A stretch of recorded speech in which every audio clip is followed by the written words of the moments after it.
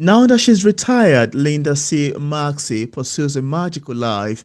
The former librarian published two guides to excellent nonfiction books, Library Lane's Guide to Superlative Nonfiction and Library Lane's Biographies, Autobiographies, and Memoirs, both featured in Booklist Magazine. Next, she ventured into paranormal women's fiction. Her two novels, The Robin's Nest and The Lady's Sleepers, are the first in the Whippoorwill Gap PWF series, set in the fictional town of Whippoorwill Gap, North Carolina, where fairies cavort alongside human residents. Her next novel, The Swan Song, will complete the Whippoorwill Gap PWF series. When she's not writing, Linda bakes goodies and takes walk in the Blue Right Mountain with her husband Roger and their captivating canine Dusty Mary. And in today's episode of Auto Interview, it's my joy, pleasure, excitement, and honor to have on the show today Linda C. Marzi. How are you doing today, Linda? It's lovely to have you on. I'm doing great, Peter. Thank you so much for having me.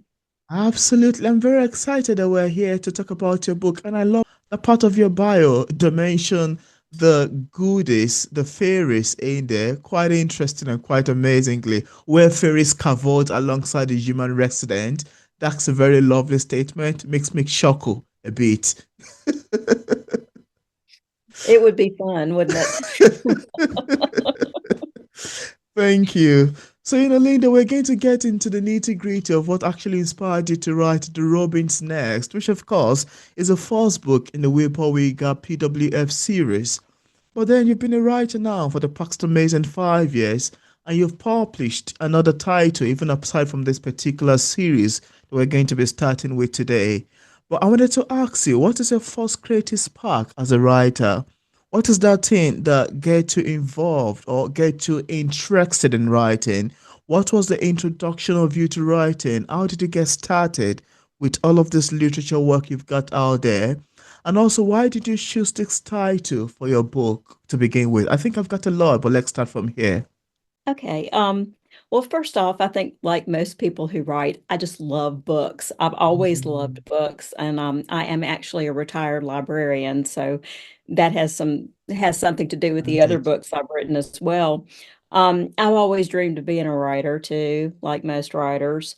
But before I wrote The Robin's Nest, I wrote two nonfiction books, and after I had finished with those. I was reading a blog, and I can't remember if it was Book Riot or Electric Lit. It was one of those. I don't read a lot of genre fiction, but I came Oh. across the genre called cozy fantasy, and I Mm. thought, that sounds amazing. I didn't have Mm. any idea what it was about, but the more I thought about it, it was like two little marbles rolling around in my head, cozy fantasy. And the idea for this book just kind of popped into Oh. my head. Once I started thinking about it, I realized that I wanted to write about an older female like myself. I Mm. had retired and I really didn't know what to do with the rest of my life, but I knew I didn't want to just sit around and watch TV all day. So, the idea for, I don't know about most people, but I've always dreamed about living above a bookstore. I'd be Mm. upstairs and preferably a used bookstore downstairs because then you've got all these old books and all kinds, it just seems like all kinds of things could happen in a used bookstore. I've never worked in one, but it seems that way. So anyway, the idea about this woman who is at loose ends in her life and she moves into this bookstore and finds out it's already inhabited by fairies.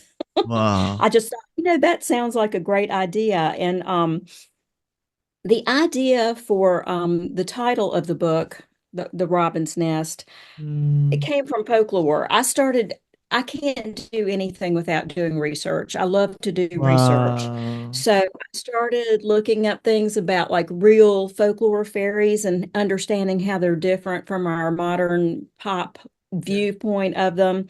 And I got a book called The Encyclopedia of Fairies by Catherine Briggs. And in Mm. it, she says that fairies are often shapeshifters. They become animals, and a very common one for them to be are robins. So I thought, Mm. okay, the fairies in the shop will turn into robins. And if the fairies live in the shop most of the time, the perfect name for the shop would be the Robin's Nest. So Mm, that's where that came from. wow, that's a lovely story you've told us around the background, the making of all of this. Quite interesting. Sounds so fascinating to me. And I can go on and on and on listening to you talk about that. That's such a beautiful narration you've got in there. Thank you very Thank much for you. sharing. I love the sound of it. Perfectly love the sound of it. And now, just for the sake of new viewers, of course, who are just getting to hear about this book and haven't get to know about it before now, and of course, without giving much information away, could you give us some of the sneak peek into some of the themes or say subject lines or message or your mission that we are going to be experiencing picking up this particular book, and also actually what you kind of maybe say aim to achieve with the story in some ways. Well, the woman in the story is lonely. And Mm, a lot of people are lonely now. I think that's it's more common for abs- people to feel that way than not to honestly, feel that way. yeah. Her husband has passed away and she's at loose ends. She has plenty of money. I just thought I'd throw that in there to make myself feel better. Something would be going her way. But she has very few friends and Mm, doesn't know what to do with the rest of her life. So when she takes a trip to this North Carolina town with one of the few friends she's got, mm, they um they come across this bookstore that looks lonely and forlorn and sad, but there's just something about it that captivates her attention. And she mm. decides that she's just going to buy it and turn it into a little haven for herself and turn it into a used bookstore Wow. just to give herself something to do. And while she's there, a family mystery that has haunted her since childhood kind of gets resolved. She gets to kind of figure out what's going on with that. There was a reason that she was drawn to that bookstore. It wasn't just the fairies, there were other things going on. And what she learns when she's there is A, she has magical abilities, but B, the main thing that she really wants and needs in life is companionship. And so she discovers those things there. So I guess my primary mission and my primary message for people is that even when it seems like you've come to a dead end in your life, that you can't go further because something's happened and you don't know where to go forward, Mm, open yourself up to mm. love and to other humans or other beings, even Yeah, animals or whatever. And things can turn around for you and get absolutely. even better if you're just open to trying. Mm. That is so true, and I think that is so realistic with even most people's experiences currently nowadays. Because we Mhm. been in so many cases we've been through. We human, experience loneliness sometimes. It's like a normal, general norms part of life in some ways, and all of those things you've mentioned, even aside from it being more like a fictional character sort of thing, it is still feels so realistic. It is something Mhm. that, it feels so real in real life that Yeah. this is how you should navigate through this. Open your heart and see if you're gonna find love in some ways again, etc. And I must say, I love your description of that. Quite an interesting one. Thank you for sharing. And Mhm. Linda, I would love to go much further because your characters feel grounded even while living in a magical setting. How did you strike that balance between the ordinary and the extraordinary? And also, do you have a favorite character in this series or one who surprised you the most as you wrote them? That's a great question, Peter.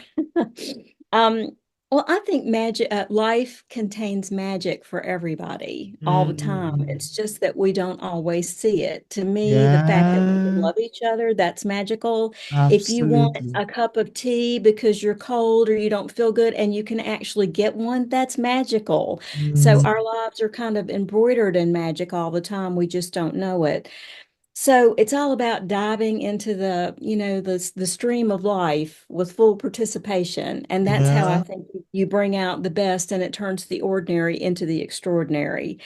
So I try to express that idea through fairies. And as for the characters in the book, my favorite is Grandma Sophie. And I didn't base many of the characters on people I know, but I did base my grandma Sophie on my grandma Gladys. I had two grandma Gladyses, and they were both big influences on me. But Oh, one lived next door to me from the time I was born until I left home. And wow. I still miss her. I miss talking to her. I miss her, telling her things and her giving me her wisdom, because she was older than me. I still dream about her. I dream that I go down to her house and she's not there anymore. And it just Oh. breaks my heart. So, that's why she's my favorite. And then as far as the Fae go, there are nine Fae.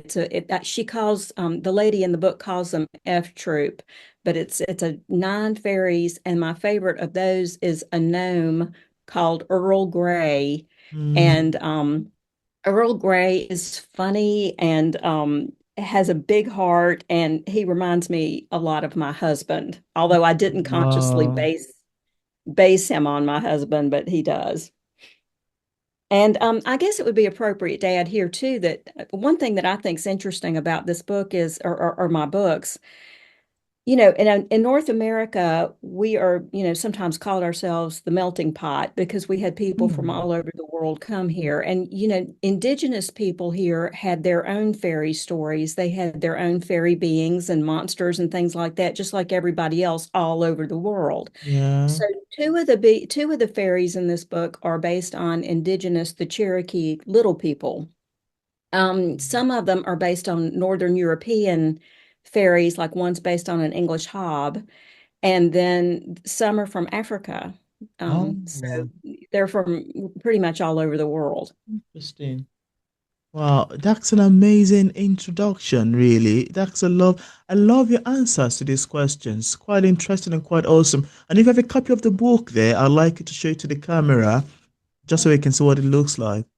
And that's a beautiful cover. Would you like to talk about the making of the cover? Because I think every book cover sometimes has a story embedded in them that may be sometimes different or stylishly interconnected with the story in the actual story of the novel.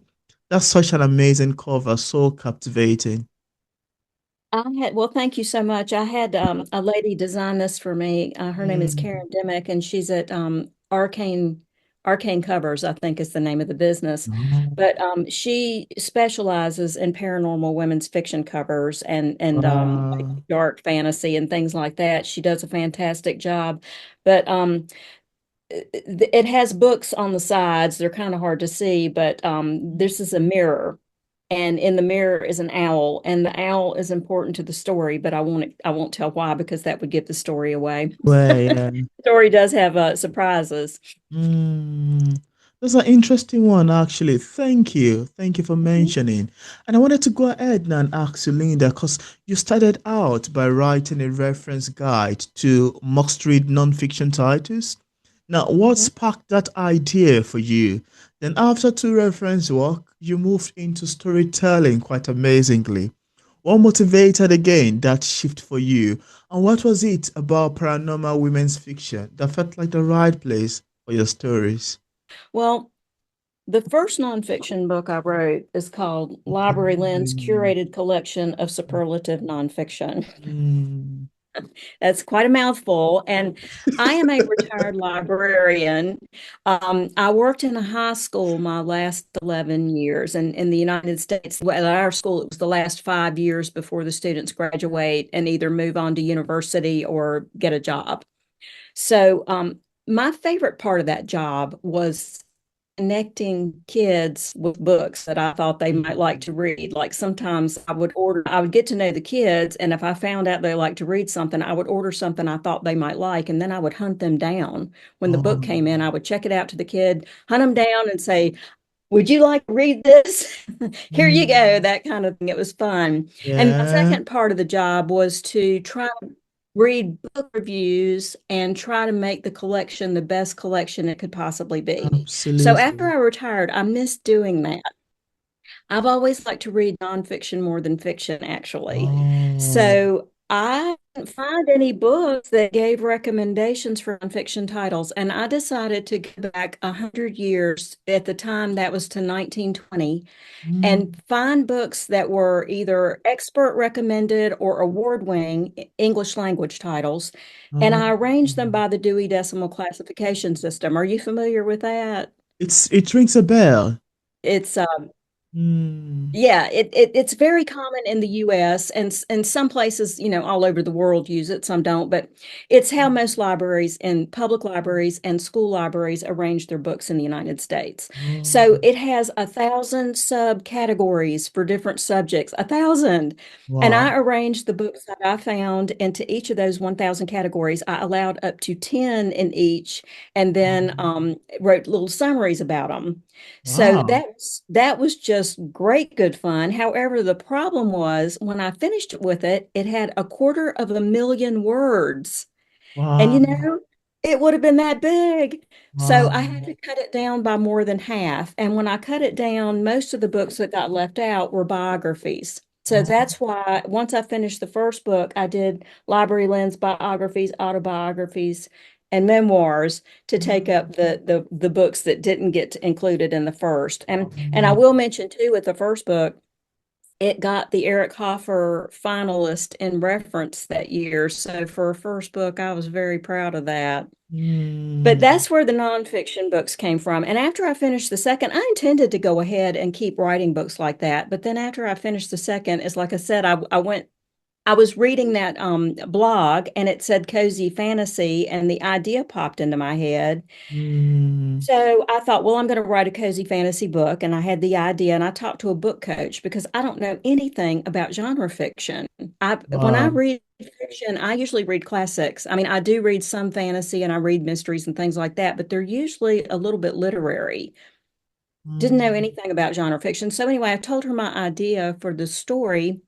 And she said, that's not cozy fantasy, that's paranormal women's fiction. And the Mm. difference is with cozy fantasy, you have low stakes. Like, have you heard of Travis Baldry's Legends and Lattes? Mm. That's a really I've good heard one. about that, yeah.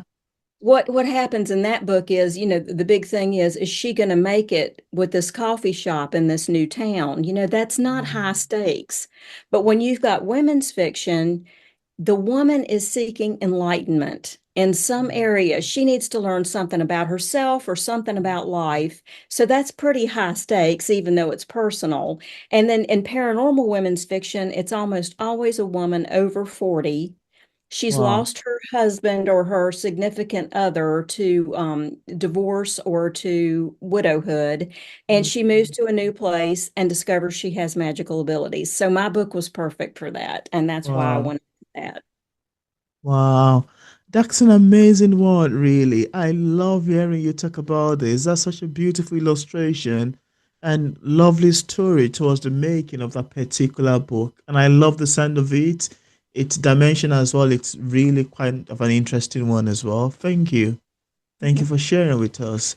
And Linda, beneath the fantasy, your stories touch on friendship, on belonging, and self-discovery. Was that an intentional thread you wanted to weave through the series? And also, did you always know this would become a series, or did the story just keep growing bigger and enlarging itself and, saying, oh, I'm not going to get stopped now. I think I need more to come in the series.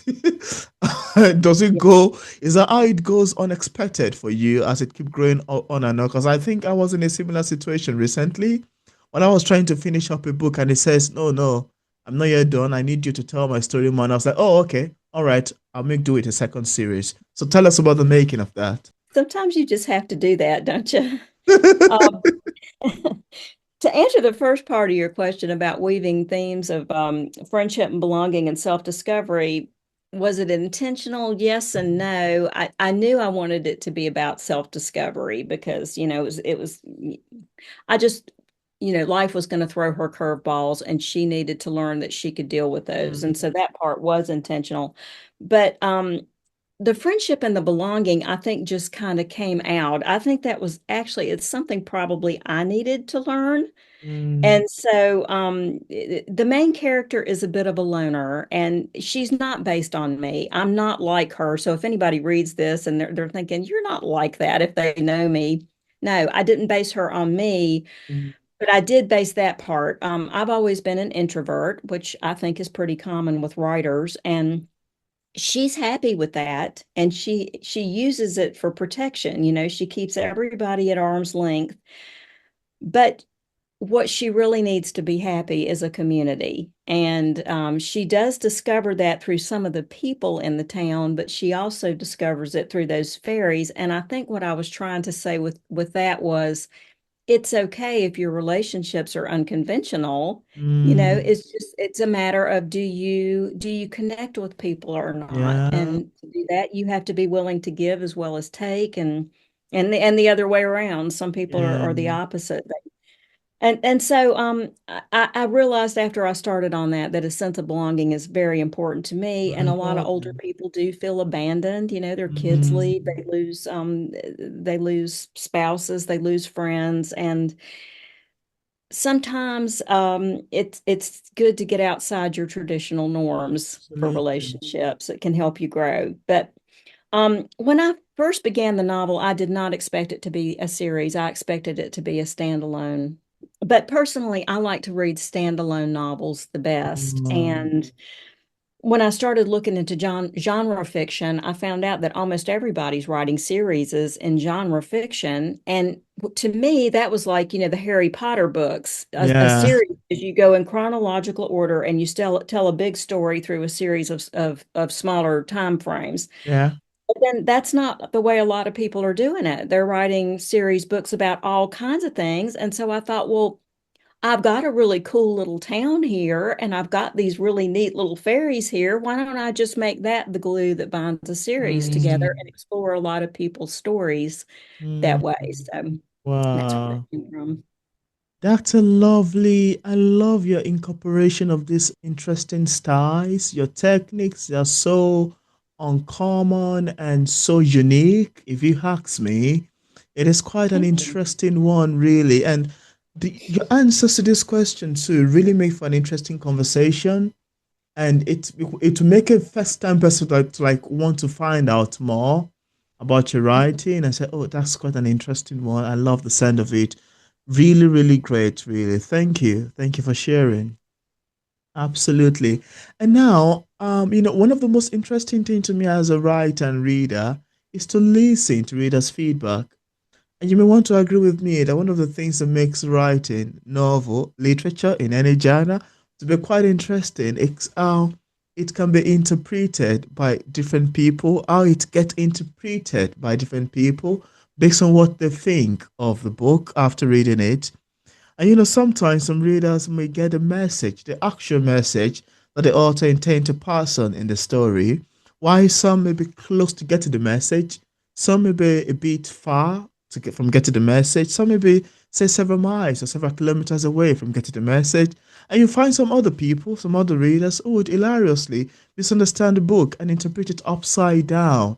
And as interestingly fun as this sound, I wanted to ask you, not quite sure if I ever experienced this, but then how do you feel when readers give you a different interpretation of your books compared to what you actually intend it to be as an author, as a writer of that books? How does that experience? How does it make you feel as a storyteller? Well, actually, it usually makes me feel terrible. I'm a lot of times I'm puzzled as to how it happens, and then I usually think, I messed up. I didn't explain what I was trying to say good enough. And, I'm a little bit self-conscious about my writing anyway. So I think, well, I Mm, need to learn some things about communicating better. And I examine mm. it. But if it happens to you, and it happens to a lot of Yeah, a writers, lot of people. it may be that I just need to develop a sense of humor about it because, Mm, reading is a conversation between the writer yeah. and the reader, and you can't always communicate things to make everybody understand exactly what you're saying.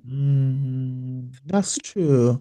I love your answer. And one of the things I think it's really important is the fact that most readers interpret book based on how much they relate to the story or how much of themselves that they can find in, say, for instance, one of the characters that you've produced or you created, or how much of themselves that they can see in the story.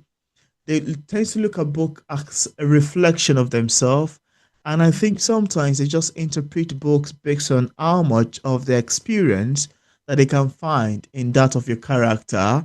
And that's why sometimes you get some or you get some readers not because the book is badly written or maybe it asks some grammatical errors. They would give you 1 star rating. Maybe for instance you killed their favorite character or you did Mhm. something to the character they really like, oh no, how dare you do that? I'm not gonna go with that. That's so wrong. Right. So it's such an area of ways our literature gets interpreted. And sometimes, I mean, I love it, to be fair, because you be in a book conversation, in a book club meeting, and you have 10 people who have come together to talk about a book they've chosen for the month. And you would hear the first person review differ slightly from the second person review differ slightly again from the third person take, and it got you wonder, sorry, did you read the same book or is it that from another author? Because I'm Yes. confused here. Could you tell me what's going on? Yeah. It's a Oh. beautiful one. Thank you for sharing. Mhm. Absolutely. And now, just apart from the Whippoorwill Gap PWF series, oh goodness, I love the name of this book. Quite an amazing one. Just apart from it, do you have any other works that you've authored or say currently working on? Yes. I have also the two nonfiction books. The Lady Slippers is the second book in the series, and what happened with that one was people said, well, the daughter in the first book is Yeah. Olivia, and I had a lot of people tell me I don't like Olivia. Oh, Um, Actually, most people said they didn't like Olivia, and I thought, well, Olivia was the way she was for a reason, just like everybody yeah. is the way they are for a reason. There's a backstory there. So I thought people need to know Olivia's backstory, but also Olivia is a bit of a brat. And I thought she needed to learn some lessons. So she definitely learned some lessons in the course of the second book. Wow. All right, That- so there's that book. And then from here, I'm not sure where I'm going to go from here. I'm not sure if I'm going to go back into writing the Library Lynn series and Oh, go with smaller um, not quite so broad topics like I was thinking maybe do um, popular books on medieval times or hobbies or just something that is much smaller and narrower. And then yeah. I've also thought about writing historical fiction books about the area that I'm from. I Oh, live in the southern Virginia mountains. They're wow. called the Blue Ridge Mountains, and they're beautiful. And most of my life, I've lived in one of three counties that are in a triangle. And Wow. every county has its own unique background, personality. I mean, the places have personalities, just like every place, I guess. And I'd like to Mm. do some research on all three places and then write some magical realism because I can't get away from the magic. I really do think it's always there, just out of our awareness. So I would like to do some historical fiction with magical realism elements in it. Uh, that's really amazing to know, really. I love your take and answer to that. And just in case we have some viewers who are currently watching this interview and would love to pick up a copy of The Robin Next or any book order in your Whippoorwill Gap series, on what platform are they available on for purchase? Okay, you can get the all my ebooks on Google Books, Kobo, Apple Books, just pretty much anywhere that you can, Amazon, anywhere that you can get ebooks. And then the print books are available on bookshop.org, Barnes and Noble, Amazon. And you can also get them on my website, and that's lcmaxie.com. That's great. That's amazing. And I left a Yes. link in the description part of this interview where interested viewers can get a copy of Linda books directly on Amazon, Barnes& and Nobles, on our website, and also on other platforms. I also left a link to our social media pages for possible followings. So thank you so much, Linda, for joining me today to have this amazing, beautiful, great, lovely conversation around the making of the Robin Next and your amazing Whippoorwill Gap PWF series. I love that title, really. I love pronouncing it quite amazingly. Thank you. But this is so fun. I enjoyed it thoroughly. And I want to say thank you very much for coming on. Thank you for having me, Peter. Absolutely. It's my pleasure.